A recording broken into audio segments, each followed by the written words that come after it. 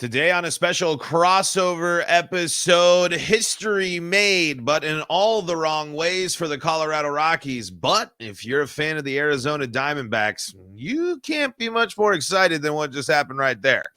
You are Locked On Rockies, your daily Colorado Rockies podcast, part of the Locked On Podcast Network, your team every day.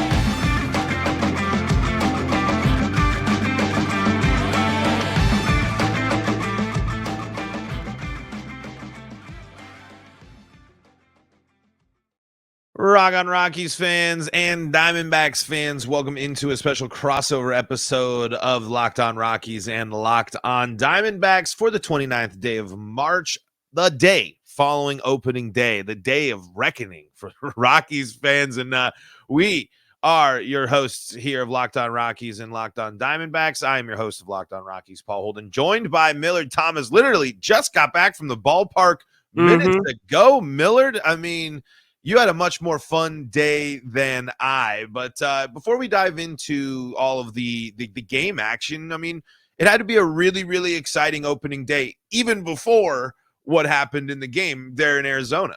Yeah, even before the game started. I mean, you could just tell walking into the stadium, there was a different vibe. Of course, it's opening day, so the stadium is usually a little bit more filled on opening day, but this was an absolute packed house by D-backs fans. I mean, listen, last year was packed, but you were playing the LA Dodgers. I didn't know if you were going to get the same fan base against the Colorado Rockies. No disrespect, Paul.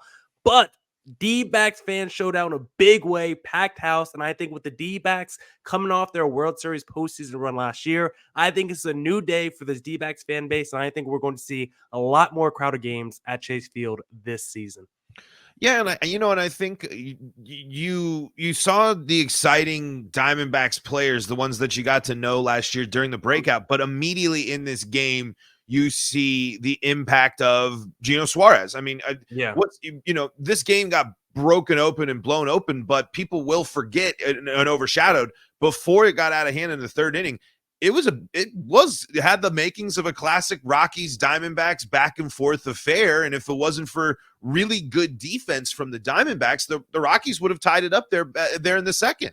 Yeah, because Gallen was definitely looking a little shaky on the mound tonight. It wasn't his normal self. But like you said, Eugenio Suarez, big upgrade this offseason by the D-backs. They needed to go get someone to play third base after Evan Longoria last year. Immediate upgrade. Suarez, slightly above average defender. We saw it. He snagged that line drive, did the Michael Jordan, jumped in the air, snagged it out the air, and also had himself a good offensive day as well. So great new addition by the D-backs, and so far making an instant impact in this offense and on the defensive end, which is maybe not something everyone expected when he first came over, but so far looking really good in that new Arizona Diamondbacks uniform, might I add. Well, and the Diamondbacks, of course, making another move at the end of right before the season starts and bringing in another pitcher. I mean, you really can't. I feel like there is a lot of momentum in Arizona, and then it gets started off with a literal bang. Yeah, I mean, to sign Jordan Montgomery after adding Erod already, of course, both of those guys are going to be out maybe the first few weeks of the season. But if you're going to have a team that can just routinely put up 14-run innings and 16-run games, like, you're probably going to be okay. Obviously, you still need those guys back, and they will come back. But D-backs do have some decent depth behind those guys, and the Tommy Henrys, the Ryan Nelson, the Brandon Pfaadt, like, all those guys have experience with the D-backs the last couple of years. Like, they're not just throwing random rookies out there in the rotation. These are guys who have at least gone through playoff wars, like the Pfaadts and the Ryan Nelsons. Tommy Henry was a pretty solid starter last year before he got hurt. So D-backs have the depth. D-backs have high-end talent for the first time in a while, and we saw it on full display tonight because, Paul, I don't know if you're ready, but is it time to talk about that inning? Yeah, it's time. And, from the Rockies' perspective here, it was literally the worst night.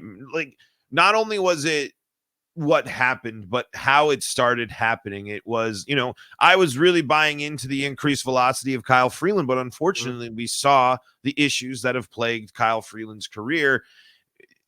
The pitches don't have enough movement, and they were just laid out in the middle of the zone. I mean, it's one thing when when I can't remember if this was, I think it was still when it was like a 6-1 ball game. I can't remember who it was, fights it off his hands, and it's a little blooper right on the right field line versus the rest of the hits were lined up solid, great contact. I mean, it wasn't like he was getting dinked and dunked. The Diamondbacks were demolishing every single pitch.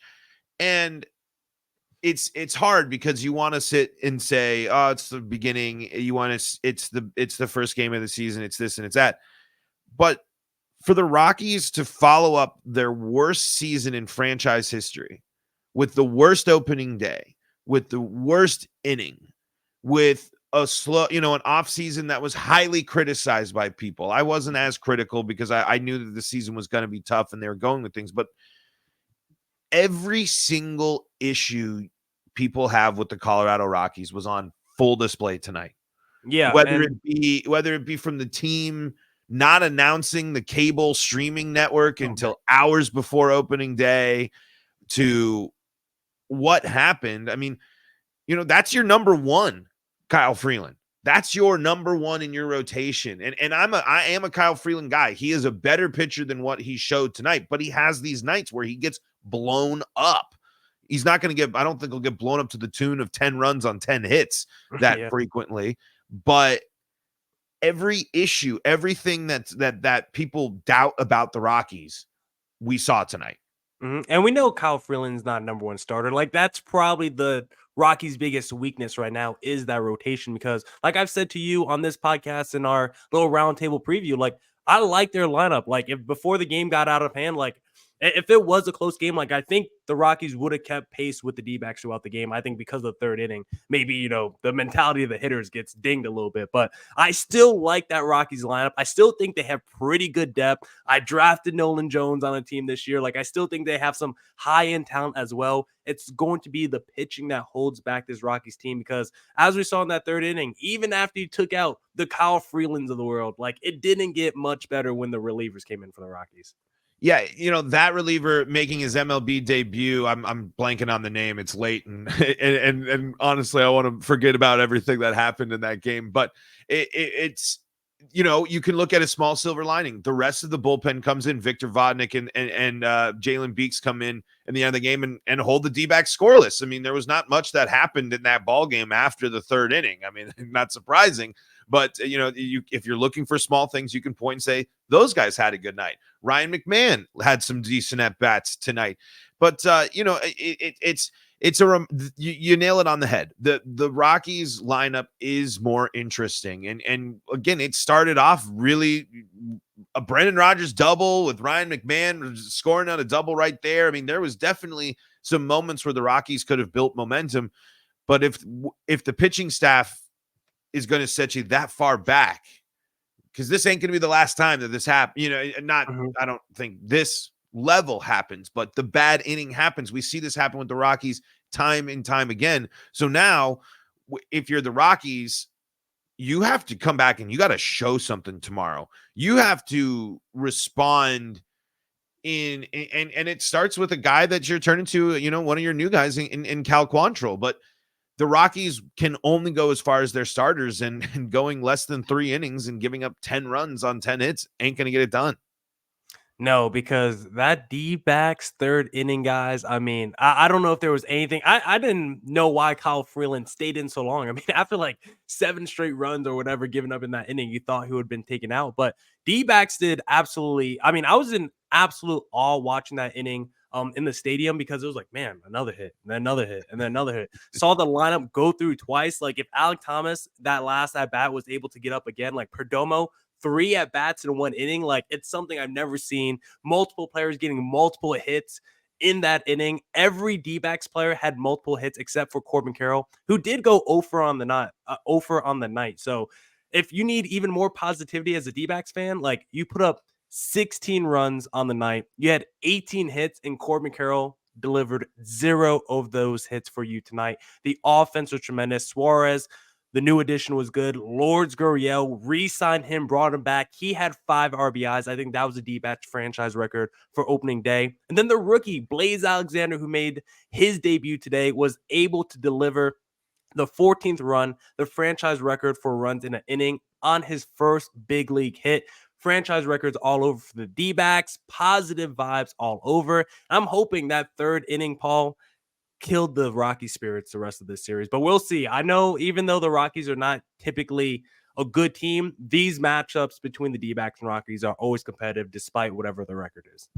Well, in the Rockies, even in their beginning of the season intro video, it's about proving the doubters wrong in ways this season. So you have to respond. And we'll talk about how the Rockies can respond and how the rest of this series will look and what this means for the Diamondbacks going forward here. Coming up in segment number 2 of today's episode of Locked On Rockies and Locked On Diamondbacks. We will do that in just a moment.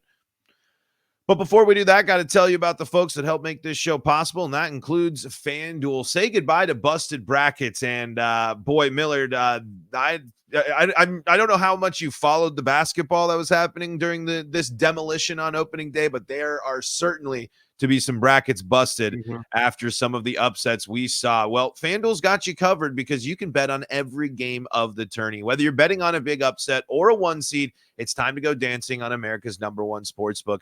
Right now, new customers get $200 in bonus bets if your first $5 bet wins. That's $200 to use on point spreads, money lines. You can even pick who's going to win it all, or if you want to get in on some of the action with the Rockies and the Diamondbacks here tomorrow. $200 to use on those with bonus bets if your first $5 bet wins at FanDuel.com/locked on. That's FanDuel.com/locked on. You can bet on college hoops until they cut down the nets. This is Locked On Rockies and Locked On Diamondbacks. I'm one of your hosts, Paul Holden, here, thanking you for making us your first listen of the day. Millard, what was your favorite moment? I mean, we got to get goofy with it because it was literally baseball ridiculousness in that third inning. We broke down some of the X's and O's, but give me just some of the goofiness. Give me some of the reaction around where you were sitting in the crowd or who you were with at the game. I mean, it's a moment you probably won't see ever again. Yeah, I mean, the crowd were just going bananas because we just couldn't believe it just kept happening because the craziest part about it was there was no home runs in that inning. Like, it was truly singles, doubles, and just drawing walks and just having good plate discipline. And then it was like, is this ride ever going to end? Because it was like, 8-9 runs before the Rockies even recorded an out in that inning. Like, it just felt like that inning was never going to end. It was like around 35 minutes in length. It felt a lot longer than that.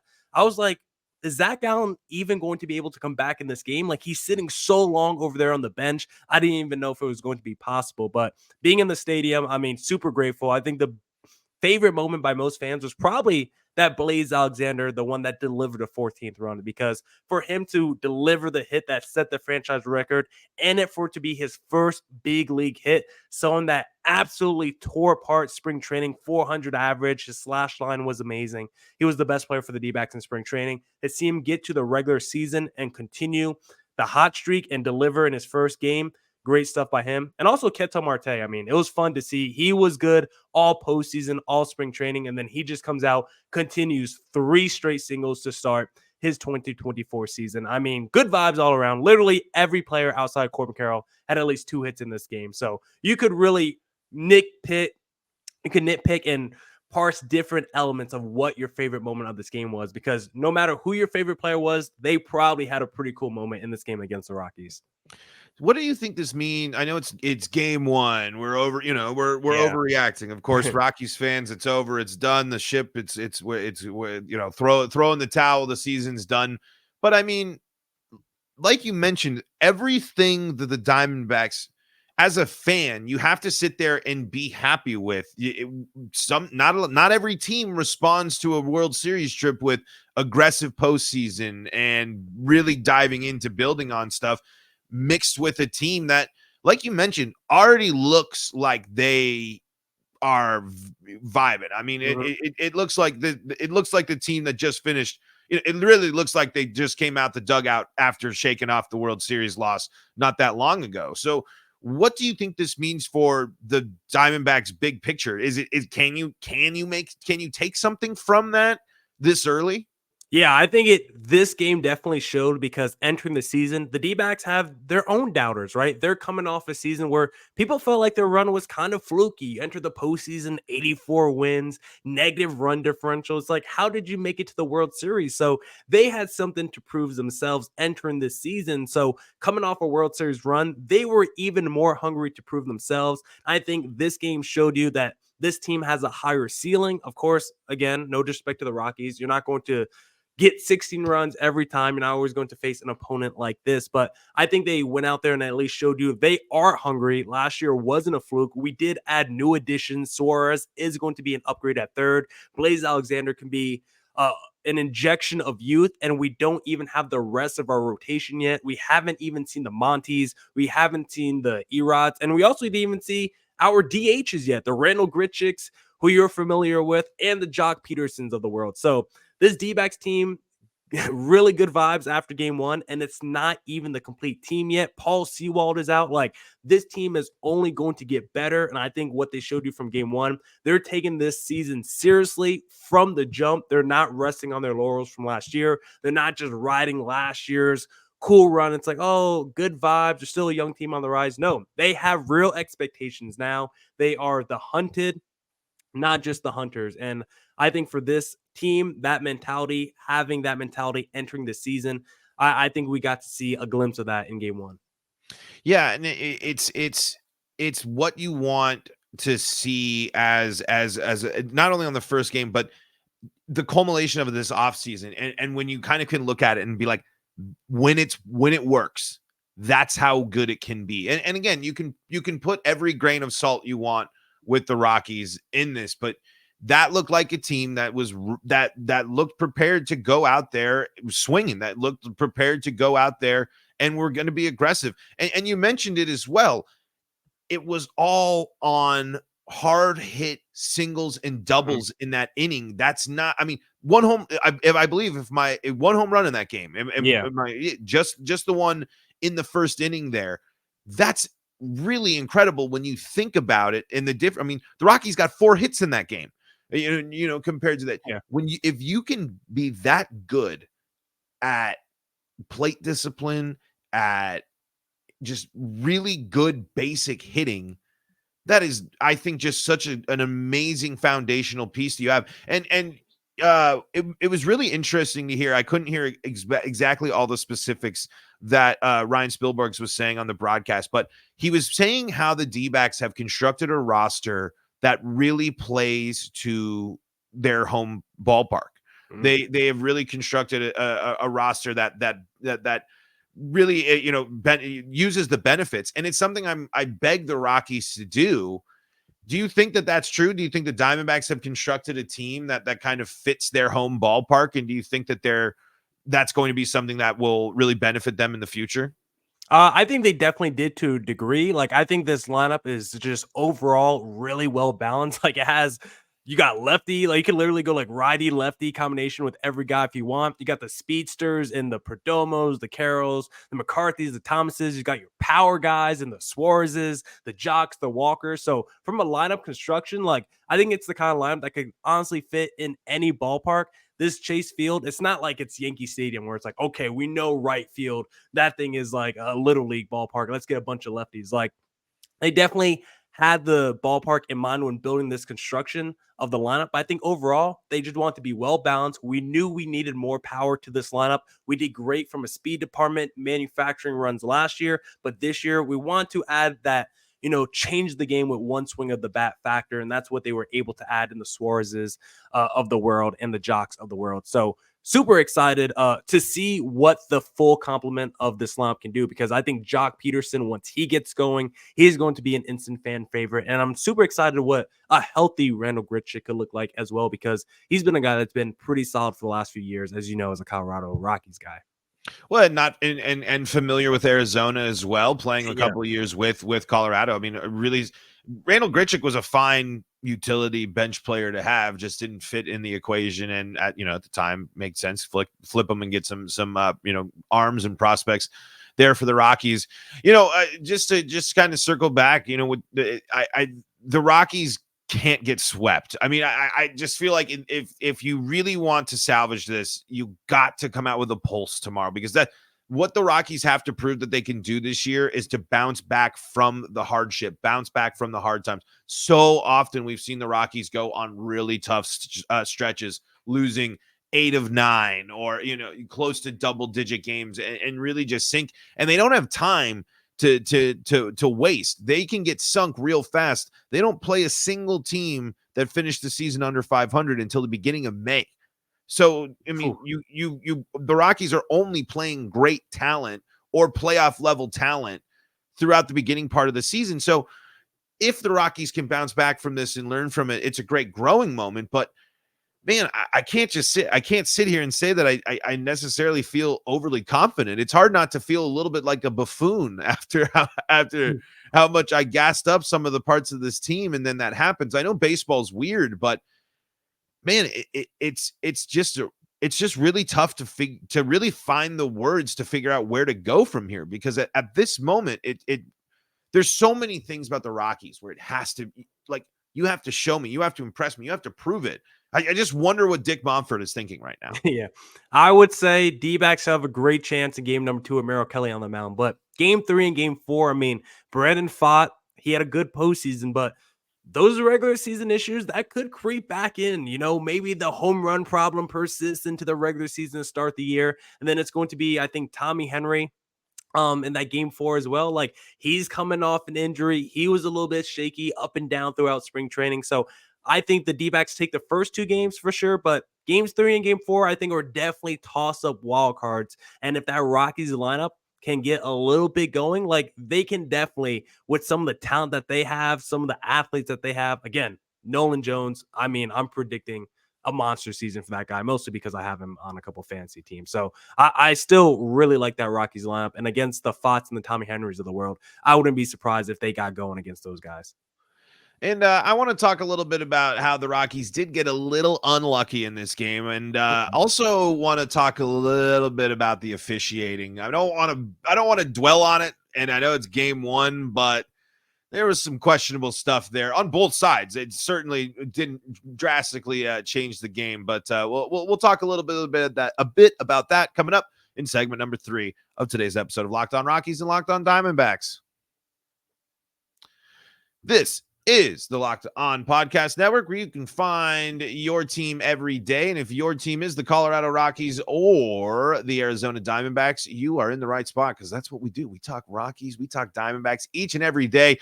And are you watching Fox Sports or ESPN on your TV all day, and you have to turn down the volume with all that shouting? Well, you can make the switch to Locked On Sports today, a free 24/7 sports streaming channel program for you every day to bring you the biggest stories without all the screaming. Locked On Sports today brings you can't-miss analysis, opinions, and news, streaming 24/7 on YouTube or the free Amazon Fire TV channels app, part of the Locked On Podcast Network, your team every day. And, Millard, we're breaking down this game. Obviously, the Diamondbacks embarrassed the Rockies. It was, a drubbing of all things. But the Rockies did get a little bit unlucky, especially Eleris Montero, who really hit the screws off a couple of balls. But we talked about Gino with the jumping grab, and then another great catch there in center field there by Arizona. The Rockies just couldn't find the holes where Arizona was. And if you're a Rockies fan, you got to remind yourself that it's going to happen one day where there's going to be, it's going to happen. But you're a little deflated by the fact that, man, Zach Gallen was a little off. You can only muster about 4 hits in that game. I know that inning takes out so much. I mean, as much as it drains Zach Gallen, it also drains any sort of offensive momentum that the Rockies have. But that's a problem. I mean, hitting on the road is an issue for the Rockies. So if you're hopefully the Rockies can show some life, but you mentioned it doesn't get any easier. And this Diamondbacks rotation is a good one. How do you think that this rotation compares when fully healthy to, say, the Padres and the Giants? I mean, you could go the Dodgers too. Why not? But I know you like taking shots at the King. Oh, yeah, we will. Do want to give respect, though, because I do feel like the Rockies defense did play well in that game. Despite all the runs, I don't think it was the defense's fault. Like you said, Yeah. it was just straight line drives where there Nothing. was nobody. Like when the Rockies had chances, like there was a Charlie Blackmon catch at the wall late in that game. I was like, how is this man 40 years old and still tracking down I think balls? that was Jake Cave. Was that Jake Cave? Yeah. Okay. Okay, 'cause I was like, I saw all the gray in the beard. I was like, I just assumed it Another was big Charlie bearded Blackmon. guy that plays right field for the Rockies. Yeah, I was like, It's pretty. and then there was like another Marte in like the next inning where there was like a little diving stop by the second baseman and threw out Marte. So I thought there was good defensive plays by the Rockies in that game. So I think your defense is going to be solid for this year. But to answer your question about the rotation, not only do I believe the D-backs have the best rotation now in the NOS after adding Jordan Montgomery. I mean, they have legit 4 starters that would be number 2 to number 3s in every rotation, and Zach Allen is an ace in every staff.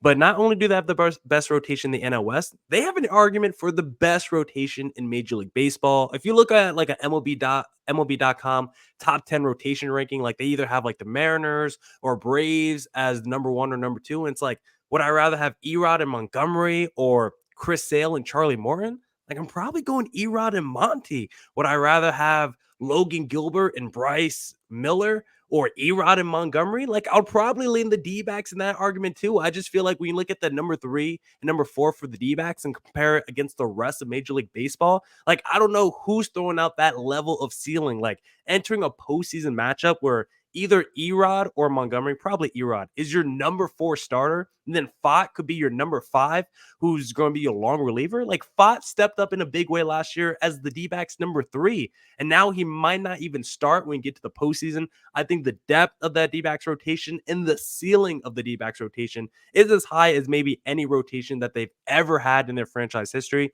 I think they have a real argument to be the best rotation in Major League Baseball right now. Man, I love it. I mean, as much as it stings, as much as it's a bummer, if I'm gonna root for a team, I like it when I've liked what the Diamondbacks did last year, and I liked what they've built off because they've embraced this modern game of baseball. They have really they've really stuck to their approach. They bought into their approach. They bought into their rebuild. They bought into what they were doing, and then when the window opened a little bit early, they bought in even further. And I think that just matters so much. And the Rockies at this point, there simply is nothing else to do but try to respond, try to do something, try to build. You just got to there's 161 more opportunities for the Rockies to go out there and improve on this one. Yeah, and on your D-backs point, like they're kind of doing it like the old school way, like we saw in this game. Like they're not doing the Yankees, Bronx Bombers, let's hit 5 home runs. Like that's how baseball was kind of, tracking the last few years, right? The 3 true outcomes, home runs, strikes, and walks. Like the D-backs have changed that. Like they like walks, they don't want to strike out, and they just want to get on base and create havoc. And that's what they did in this game. That's what they did all of last season. And now if they get that little bit of power infusion from their new additions, I think the offensive ceiling can only go that much higher for the D-backs in 2024. Well, and the D-backs can be more successful because they're breaking the 3 true outcomes, because the 3 true outcomes never made sense as the best version of baseball or the most successful team or the best team. It just was that those eras of baseball and where baseball was trending that it made them and the skill level. But the Diamondbacks have shown that you can do that. You can do your style. You can go with that and make some noise. And like you said, they didn't win the division, but they made the playoffs. And then when it mattered most, they did what they could up until the World Series, of course. But there's just a lot of things to be jealous of as a Rockies fan, because this is a Diamondbacks team that was bad. That was very bad not that long ago. Yeah, we were right there, neck and neck, 2021. Right, exactly. And it's a team that took a short rebuild, but really embraced it. And look at where they're at, and look at and just every time I've talked to you, Millard, since the end of last season, the ceiling has just gone up for the D-backs. The moves that they've made. Whereas the Rockies, I keep looking at things and keep looking at reasons to say that their ceiling is going higher. But then you get these reality checks. You get these games where you're reminded that look at how far the Diamondbacks have left the Rockies in the dust. And I'll let you, I don't know if you have anything to close on that, but that's just kind of where I was going to wrap it up is what we learned from opening day was that the Diamondbacks are so far ahead of the Rockies, and they did it in a very, and they, two teams with similar timelines. The Diamondbacks have shown what they're doing makes more sense and is working, whereas the Rockies continue to flail. Yeah, and some of it's just luck, right? Like Merrill Kelly coming over from Korea and turning into like a legit number 2 starter. Like no one would have expected that. Christian Walker was a backup to Chris Davis for years in Baltimore. Him now being a 30 home run, best defensive first baseman in the league. Like no one could have expected that. And then you made some smart gambles, trading away an up and coming outfielder in Dalton Varsho, arguably the best defensive outfielder in baseball, getting back Gabriel Moreno, Lourdes Gurriel, 2 players who are now starting for you every day, made major contributions in this game and all of last year. So it's a confluence of things. You got to be smart and take your risks, but you also just have to get lucky sometimes with some of this stuff. So for the Rockies, I mean, maybe, not letting Trevor Story just walk, or better Nolan Arenado, stuff we've already talked about, we know. So for the Rockies, I mean, you could try to take a page out the D-backs book, but I think at the end of the day, you just have to find like your own philosophy and figure out what works for you, because I think that's what the D-backs did. They figure out their own way. They didn't follow the model of the Yankees or the Astros. I think they found their own niche of how they want to build their team. I think the Rockies just have to find their own path of how do you want to build this? Obviously, guys like Nolan Jones and Tovar are maybe your core pieces. How do we, what are the kind of players that we want to put around and complement those guys moving forward? Yep. Identity crisis has been a problem for the Rockies just about their entire existence, with a couple of exceptions of a couple of years here and there. Millard, a fun night at the ballpark for you, an agonizing night on the couch watching for me. Where can they go to make sure they're staying up to date with all things you and all things Diamondbacks this season? Yeah, please check out Locked on Diamondbacks on both Twitter and Instagram and wherever you stream your podcast. Please subscribe to Locked on Diamondbacks on YouTube. Just dropped a one-on-one with Zach Gallen, the D-back star pitcher. So go check that out, please. Yeah, there you go. One-on-one. I mean, he's talking to Zach freaking Gallen, folks. How are you not going to go check that out? You can check out all your Rockies action, Locked on Rockies there. We just finished up a week where we talked to different Rockies media members for a week straight, getting their previews. Some more optimistic than others, but it was on full display, the concerns with the Rockies. But the Diamondbacks demolish, embarrass, and bamboozle the Colorado Rockies on opening day. We'll see how it goes here with game number 2 coming way on Friday. And Millard will be breaking down all things Diamondbacks. I'll be breaking down all things Colorado Rockies. Until next time, this has been the Locked On Podcast Network.